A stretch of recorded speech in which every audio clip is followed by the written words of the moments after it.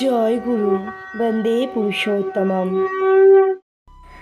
আজ আমরা আলোচনা করব শ্রী শ্রী ঠাকুরের বলা কথাগুলি যদি আমরা অক্ষরে অক্ষরে পালন করি, মেনে চলার চেষ্টা করি, তাহলে বড় দুর্ঘটনার হাত থেকেও আমরা নিমেষের মধ্যেই কিন্তু রক্ষা পেতে পারি। আজ এই বিষয়েই আলোচনা করব। শ্রী শ্রী ঠাকুর বলেছেন, যজন যাজন ইষ্টভীতি করলে কাটে মহাভীতি।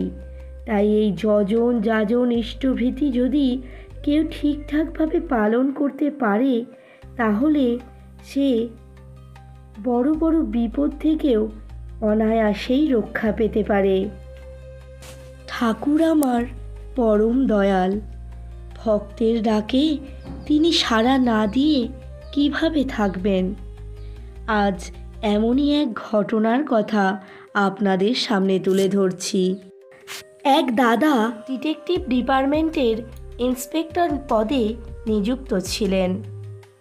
একবার তিনি এবং তার স্ত্রী একদিনের ছুটিতে মেদিনীপুরের বাড়ি যাওয়ার সময় রাস্তায় ঘটে গেল এক ভয়াবহ দুর্ঘটনা। তিনি তার স্ত্রীকে নিয়ে মোটর বাইকে দ্রুত বেগে বোম্বে রোড ধরে যাচ্ছিলেন এবং শ্রী শ্রী ঠাকুরের বিরচিত আমি বেদবিধি ছাড়ি গানটি গাইতে গাইতে চলেছেন। হঠাৎই একটা বড় কুকুর রাস্তা পার হচ্ছিল। কুকুরটি এতই কাছে এসে গিয়েছিল যে খুব জোরে ব্রেক কষলেও কিছুই করা যাবে না। নিমেষের মধ্যেই কুকুরটি দ্রুত পার হয়েই বাইকের দু চাকার মাঝখানে ঢুকে গেল। উপায়ন্তর না দেখে সজোরে ব্রেক কষলেন তিনি। কিছু বুঝে ওঠার আগেই পিছনের সিটে বসে থাকা স্ত্রী রাস্তার ওপর ছিটকে পড়ল এবং সেই দাদাটিও রাস্তায় পড়ে ঘষ্টাতে ঘষ্টাতে 15-20 মিটার দূরে গিয়ে পড়লেন। তখনও স্টার্ট বন্ধ হয়নি, দুটো চাকা তখনও বন বন করে ঘুরছে। বেশ কিছুক্ষণ জ্ঞান হারা হয়ে ওই অবস্থাতেই তিনি পড়েছিলেন। জ্ঞান ফিরে দেখলেন বাইকের তলায় চাপা পড়ে আছেন। তখন সেই দাদার মনে হচ্ছিল তার বাঁ পাটা ভেঙে খণ্ড বিখণ্ড হয়ে গেছে। সেই অবস্থায় ঠাকুরের নাম করতে করতে হেলমেট সমেত উঠে দাঁড়াবার চেষ্টা করলেন।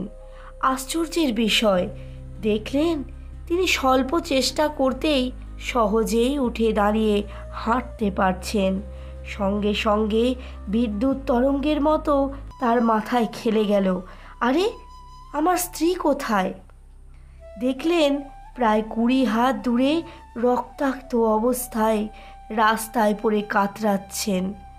কাছে গিয়ে দেখলেন মাথা হাত পা ছড়ে গিয়ে রক্ত ঝরছে, কোমরে ভীষণ যন্ত্রণা।